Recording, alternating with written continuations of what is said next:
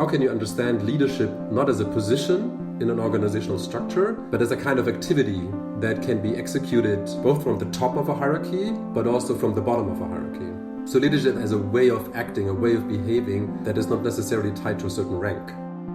Welcome to Get Inspired, your podcast to feel connected, empowered, and inspired by real-world role models and their stories of managing parenthood with successful careers. Our guest today is executive coach Rainer Höll, who helps organizations rethink their leadership and decision-making structures.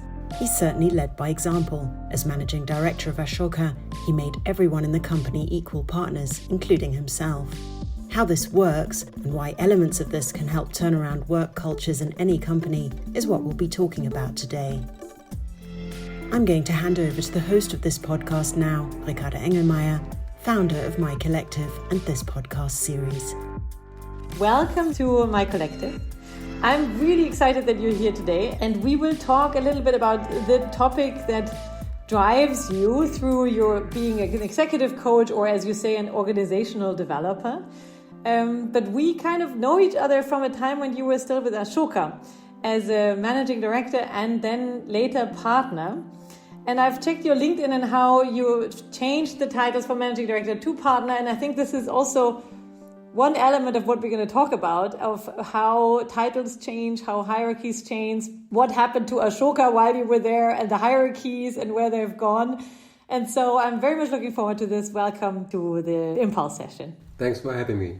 And I was thinking maybe we could just straight away start with your core topic, organizational development. What is it and why is it your topic, and what drives you to work in this field?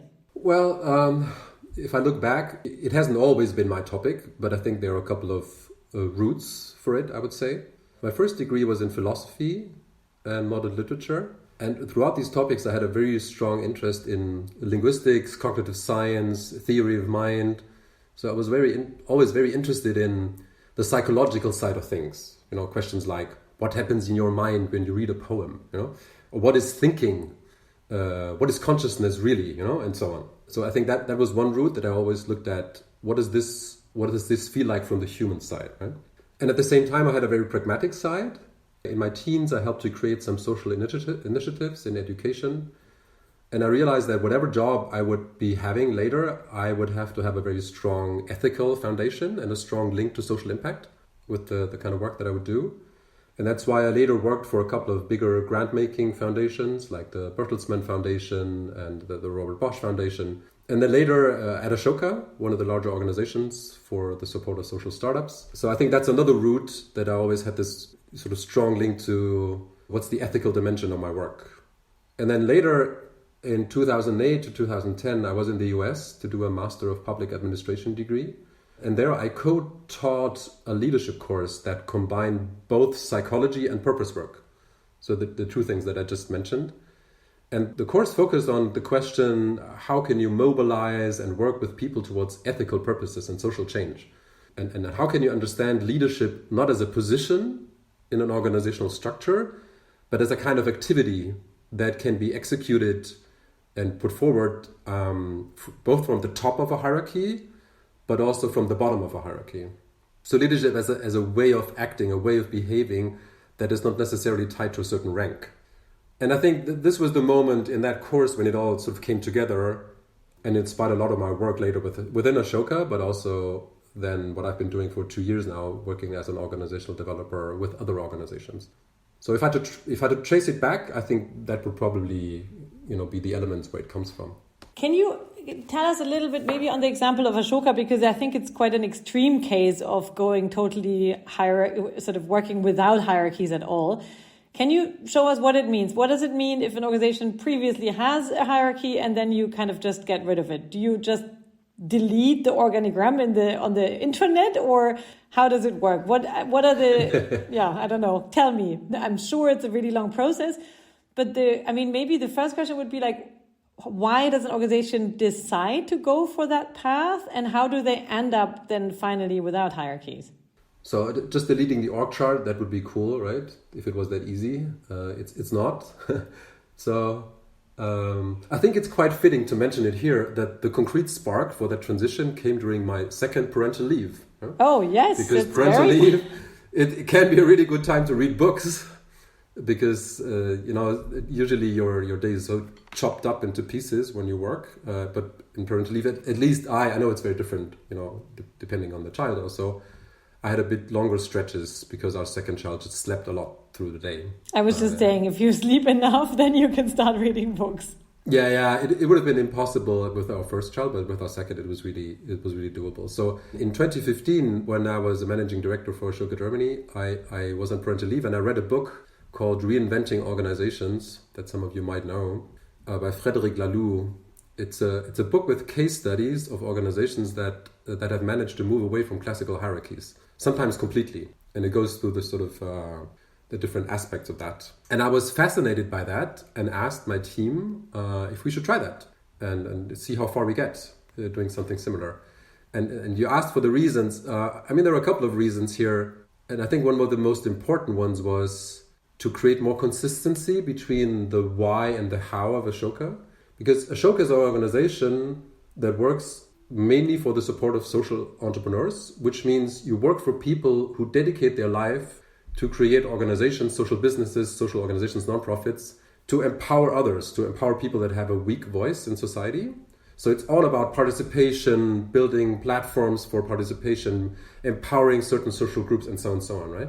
So if you live in that sort of paradigm, it's very difficult to, at the same time, have a completely hierarchical, conventionally hierarchical organization that is still in a sort of top-down mode or has a very conventional managerial structure. That it doesn't really fit, right? There's a value clash here. And one of the things that really drove me among all the pragmatic reasons to do it was that I wanted to make this more consistent on the value level. Because Ashoka is supposed to be a model, right? To show, look, empowerment is possible, participation is possible in any kind of structure. And so, we embarked on that journey. And 2 years later, we had abandoned our formal hierarchy completely. So we had gotten rid of all our hierarchical titles. We distributed the leadership across all members of the team. That's when I switched my title from managing director to partner, because all the permanent members of the team became partners. That's a title that we chose because it doesn't have a very hierarchical ring to it, but at the same time it expresses something that's very close to ownership. Right? So everyone co-owns the organization, and you can have that on the sort of real legal level that people actually own the organization. But even if you can't do that for whatever reason, you have a spiritual co-ownership of the organization, and that's something that you can express with that title. Other organizations would choose different titles, but that's what we did. So we had become a fully self-organized team. Practically all decisions in the team were taken autonomously by individual team members, with a few exceptions. How does that work? It worked out good. Can you go a little bit more into detail? How does that work? How does just everybody has the same decision-making power? So, okay, how much time do we have? Whatever. Probably we will not make it in this time, but maybe just to give us an insight, because I think what is interesting is that you said you wanted to show that it works in any kind of structure. I think that's interesting because our participants at MyCollective are working in large corporates, DAX-listed companies. There is a structure, right? It's also linked to the stock market. So there is a hierarchy, and I'm just saying, I guess it's difficult to change the entire structure, but you could even do something within the structure. So now the question is, first of all, is how does that work in a small scale in your team? And then it would be interesting is how could that potentially even work in a larger industry conglomerate? So I'll try to take these questions one by one, okay? I'll make one example around decision-making structures, but I think it's not the core of it. And I'll say in a minute why. So one decision-making structure that some of you will know if you've seen the book is the so-called advice process. Because the problem in many organizations is either you have a very strong top-down hierarchy, which means it's horrible for the ones at the top because they can't handle the complexity anymore. It's just too much stuff that is channeled through them as the bottleneck top person. And it's really bad, or it's really difficult for the people at the bottom because they don't have a lot of decision-making power. So that's a difficult model to run, right? And then the alternative that has been tried for a couple of decades is, everyone can just decide on a consensus level, right? So whatever decision we make it together. If you're 10, 15, 20 people, that's hell on earth, right? Because it's almost impossible to quickly decide on stuff and have 15 people in the room and everyone says, that's great, let's do that, right? So you can look for consensus for ages. And so the idea here is, what can you do that might be an interesting third way in between?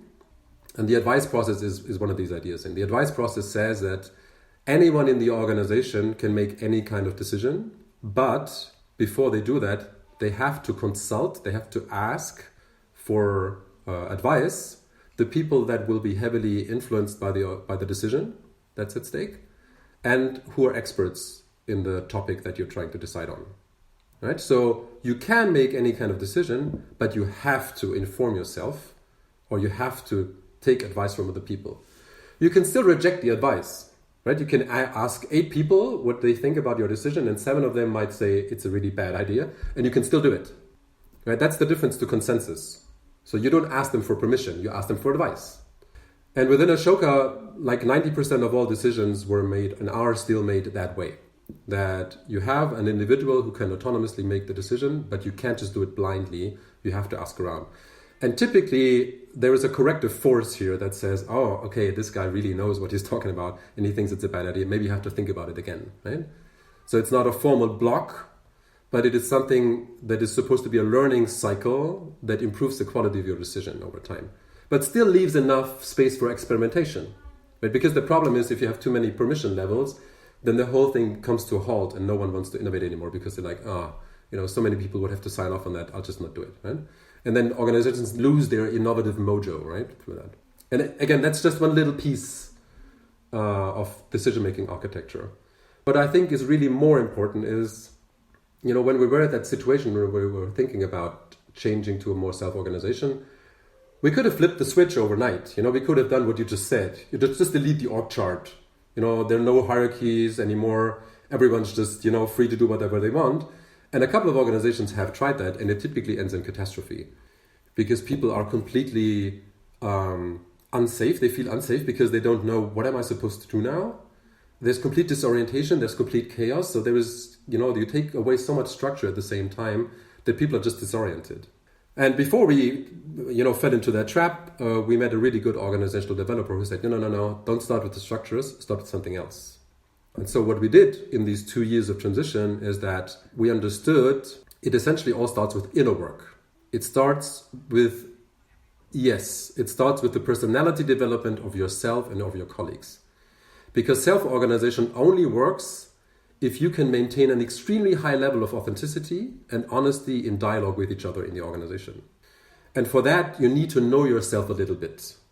And everyone else need to know themselves a little bit. You need to know what triggers you, how you manage that, what typical emotions and feelings come up in difficult situations within you and how you typically react to them.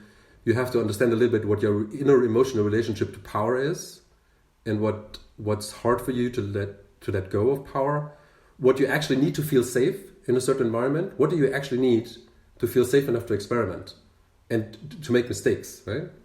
And how you handle conflict without a boss. It's really easy to have conflict and then say, I don't get along with this person. You just delegate the conflict up to your boss because it's his or her job to handle it. Now, if you don't have a boss anymore, how do you do that?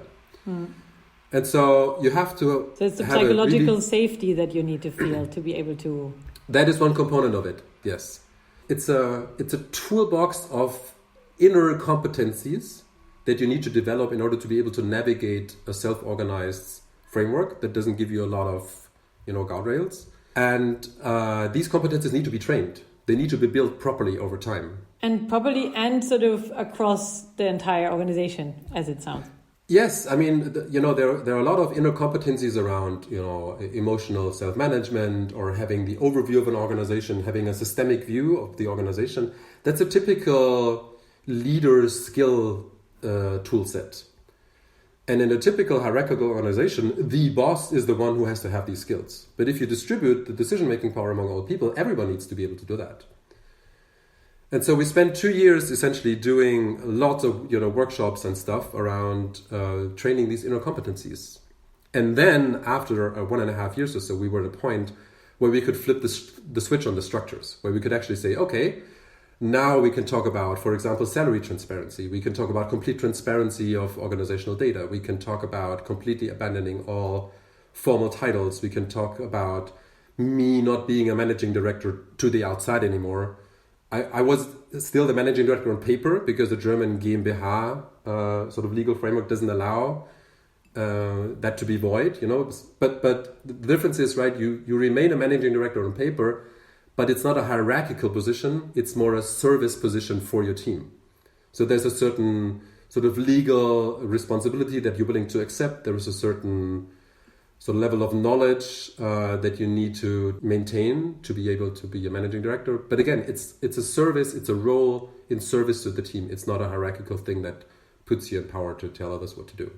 And so that would be, the most important point I really want to stress here. It's not about the intricacies and the details of the decision-making structures, if it's advice process or something else. It's the cultural foundation of trust and conversational ability that you need to build in an organization. And then on top, you can run these, very demanding self-organizing structures. So, I remember one coaching sessions where a couple of your colleagues were also part of it. And I realized that they've gone through a lot of coaching and through a lot of trainings. If this is necessary and it takes a good 2 years to do that and to work on yourself, and also that all of your colleagues work on themselves, how is that then feasible if you would want to do something like that in your own team? Let's say, our participants here are in organizations that have hierarchies. There might not be the will or there might not be the power to change the entire organization, but can you do something like that in your own team? And if so, how would you go about it? Because from what I understand is that there's a lot of work, a lot of coaching, a lot of training and inner work. How can you do that in your team, in your, let's say, smaller environment? First of all, I really want to say that complete self-organization and the complete abandonment of hierarchy, as Ashoka did it, is a really extreme case. It's not where everyone should end up. This is not the holy grail that now everyone should have or something, right? I think it was the optimal solution for this organization at this particular time. And that's also what I tell my clients, when I work with organizations that really want to go, move a bit away from hierarchy. I tell them, you will go through a transition process, and then over time, you and your team will decide which mixture of structure and culture is best for you. And maybe you end up with something that has still a lot of hierarchical elements that can be completely fine, because it really depends on sort of the level of safety that your people need and that you need. Is it important for you to cling to some kind of formal power? Is it important for your team members to have these formal structures in place because maybe they don't want to lead to the same degree that you want or something else wants? And that's fine, right? So the first step is really to make more conscious what the preferences of people are. Because there's so many conversations that don't happen in conventional organizations because people are afraid of bringing up certain topics. And that's when you have an unconscious organizational culture. You have a default, which is typically the hierarchy, but no one questions it because no one really knows if it's dangerous to question it. But it's entirely possible to have a conscious conversation about, is this the functionally best setup for us? And you might end up with a yes in the end. And then you have a conscious, very clarified, semi-hierarchical structure, and that's fine for everyone long term. But I think what you can do in any case is what you already mentioned, so like psychological safety for everyone in the team. That's something that everyone should do in any kind of organizational setup anyway. Yeah, or what you were saying before is ask people inform yourself and inform others who are affected by your decisions. That's a good advice for any kind of decision maker, even if you're in a total hierarchy, right? Yeah, it's true, but again, it's not doable if not everyone feels reasonably psychologically safe. Because the advice process means that you might consult your former boss, among other people, and he might say, don't do it. And you will say, I'll do it anyway, right? In order to have that kind of courage, you need to be very clear about, the psychological safety in your organization. And it's, that is something that you can do in any case. For example, you can start asking the question, what are the things that we as a team don't talk about? What are the taboos here? For example, fears or concerns or anxieties around competencies, your own interpersonal difficulties, mistakes that you might make. And what can you do as a boss to make conversations about these topics possible? What kinds of setups, what kinds of exercises, maybe some coaching, team coaching could you do to really build a very strong foundation of trust and the ability for self-awareness for everyone in your team to make that as strong as possible. And that's a very worthwhile investment, no matter if you will remain in the same hierarchy or if you want to abolish your own leadership position, right? And it definitely also creates ownership. I mean, you mentioned ownership before, and there is a huge trend also in the startup scene that ownership sort of needs to be shared in order to attract the kind of talent that you want in your company. And in the startup field, this is quite big. You, in a talk that we two had before, as you mentioned that there is also a move towards a more digital side of this ownership. And you mentioned these DAOs, the digital autonomous organizations. Is that taking it to a next level? Can you tell us a little bit of what you're doing in this field? Yeah, I mean, you asked the questions. What's the new work? What's the next big thing? What's new about new work? I have no idea what's the next big thing in your work, but I jokingly said maybe it's crypto, right? So, and what I mean by that is new work at some point almost forces a discussion about new ownership, because there's a point at which proper participation in an organization requires proper co-ownership. Otherwise, you always have this balance of, you can decide stuff, but someone else owns the whole place and has infinite power to sell or kick you out or whatever, right? And that's not always easy to do, to have the conversation or even think about alternatives. Some of you might follow the recent discussion around steward ownership or Verantwortungseigentum, that tries to think about maybe we can separate ownership from decision-making power in organizations, and what would that do to mission-driven organizations and so on and so on. And now there is this interesting new player emerging with crypto. And I'm not talking about the speculative Bitcoin stuff, I'm not interested in that. But there's a new organizational model emerging in the crypto space, which is called DAOs, digital autonomous organizations. And it's a new way to form decentralized organizations that are sort of non-hierarchical or, maybe non-hierarchical, but at least decentralized from the start. So they're mostly remote first, because typically the members work from all over the world. They try to be without hierarchies, without management. They blur the roles of employer, employee, and customer in very interesting ways. So, for example, there are organizations out there, when you use their service, for example, a financial crypto service, you receive a token that makes you automatically a co-owner of the service that you just used. Right? That's in the conventional financial space, that's almost unthinkable. That by contributing to something or by interacting with something, you co-own the value that you created in the organization or with the organization. So through small bits and pieces and somehow empowered, I guess, by blockchain, you could integrate the ownership idea sort of coin by coin or bit by bit in a way. Yeah, it's a bit as if, by buying a Tesla, you automatically become a shareholder in Tesla or something like that.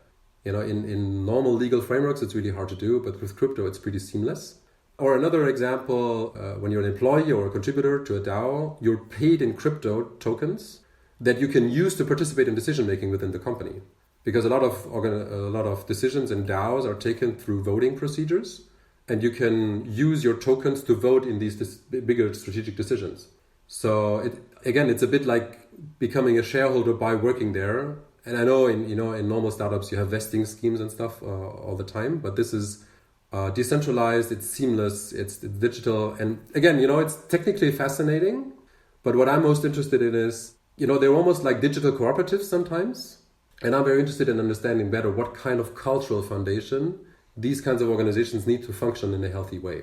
Because I think the technological abilities are way ahead of the sort of cultural adaptation, what that means for a safe workplace or, loyalty, or what it means for worker protection or whatever, right?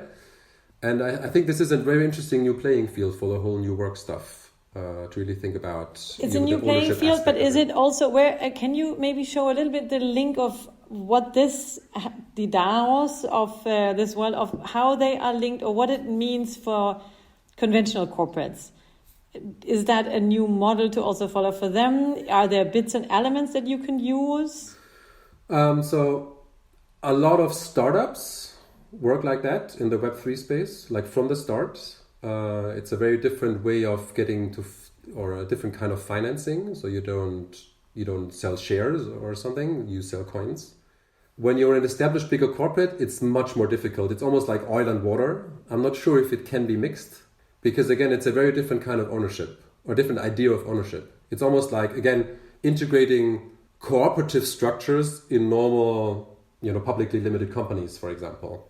So, I think what big corporates could do is they could incubate some of these or excubate some of these and just try and learn from what would it mean to start a certain software project, not as an internal project, but as a DAO externally. If you plan it to be open source anyway, that's something that you could try because it solves maybe some also of your IP problems.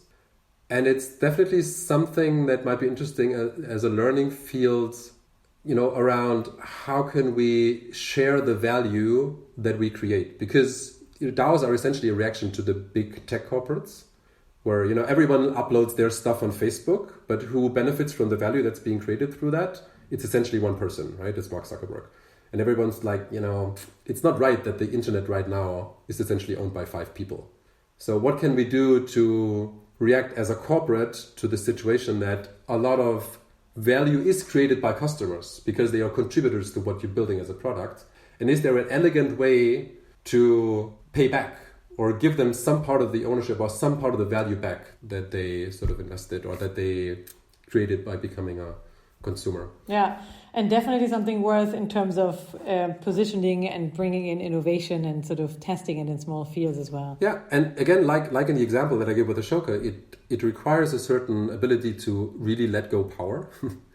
And that's what I find interesting about these experiments. It's experiments in codependency, it's in experiments in delegating decision making, in really co-owning, really leaving open the possibility that although you might technically be something like a boss, you can always be overturned by someone else.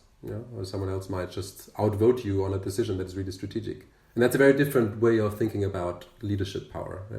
Yeah, and I could go on and on talking about this, but I would like to round up this interview and maybe, if it's okay with you, ask you a couple of more personal questions as well. Is all of what you've been doing here, and you said this whole idea sparked in your parental leave. I think that's absolutely fantastic because we at MyCollective focus on parental leave and we sort of see it as a career booster, but now it could also be an organizational booster or an innovative booster. Can you maybe share a little bit how you've been on a couple of parental leaves, I remember. Can you maybe share of what's your story on how you could sort of in this field that you were working, how you could combine that with family, how this worked out for you with parental leave, and maybe also share one parenting skill that you were able to convert into a leadership skill? Okay. So around me and my kids. So I have 2 kids. They're 7 and 8 years old now. And I've been on parental leave 3 times for them. Each time roughly the same length as my partner. So I think it was 6 months, and another 5 months or something like that. It was very important for me to do that, both because I didn't want to miss these sort of once in a lifetime opportunity with kids. This time just never comes back. But I also wanted to do that because I wanted to make a point that going on parental leave in a leadership position is possible and should be normal. And that's why I really tried to do this and also talk about it. Not like, yeah, we'll see, but like, no, I'm doing this, I'm off, because I had to talk to a lot of partners and funders for Ashoka and explain to them why I'm away for half a year or something like that, right? But I also want to say, though, that I had very privileged circumstances, right? I mean, it was a fairly well-paid job. I didn't have a boss that made it hard on me, there wasn't, well, my 2 of my 3 parental leaves happened before we made that transition. But still, I was not in a sort of cultural environment where people were like, no, you can't be a boss and be away for half a year. That's incompatible. So, and I know that a lot of men and women have that problem, right? That there are people that are higher up that really make it difficult for them. And I didn't have that problem. And I'm really glad I didn't have it. So, and I know it's a lot more difficult for others. Was there one specific skill that you developed during these parental leaves that you can now sort of say actually helped you in your job? Well, I could say I become a good manager, prioritizing, but I think that's a bit boring. So, I would rather say something like shadow work. And what I mean by that is there are sides in you that you yourself don't like and don't want to see, what you typically call the shadow in psychology. And children are very good at showing them to you. You know, for example, when you're a really, really impatient person, your child will not care, right? Your child will want to finish drawing this picture, right? Or your child will want to have another biscuit, you know? And in such moments when it's an incredible opportunity for you to become more self-aware and understand your emotions and your reactive tendencies. So in these moments when your kids drive you crazy, it's actually a challenge to step back and ask, okay, why exactly am I angry now? Why exactly am I stressed? Is there something in the circumstances here, or is it just me because I'm the type that gets crazy if he or she doesn't have that particular kind of safety, that particular kind of structure? So to understand a little bit better what builds this kind of pressure within you. And children are a fantastic mirror for that. And I think that kind of self-awareness is certainly one of the most profound things that I've learned through my kids. And it's something that I've needed every day as a leader, and especially now as a coach and as an organizational developer. And I think that's something that I mainly learned through my kids. Fantastic. Thank you so much, Rainer, for being with us. Thank you so much, and goodbye. Thank you. Bye-bye. Thanks for having me.